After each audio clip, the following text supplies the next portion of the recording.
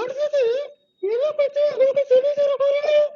அடுத்தது 40 ஊமைகள், இயேசு சொன்ன ஊமைகளை பத்தி சொல்லி தர போறேன். ஆனா அத புதன்கிழமையில இருந்து தான் சொல்ல போறேன். 2 நாள் ஆரம்பிக்கும் போது தான் சொல்ல போறேன். ஸோ இன்னைக்கும் நாளைக்கும் நீங்க எனக்கு ஜோக்ஸ் சொல்ல போறீங்க, நான் சிரிக்க போறேன். சரி uncle, நான் ஜோக் சொல்றேன். அதாவது ஏவாள் மட்டும் சைனீஸா இருந்திருந்தோ இந்த மனிதர்களும் போகவே பண்ணிருக்காது.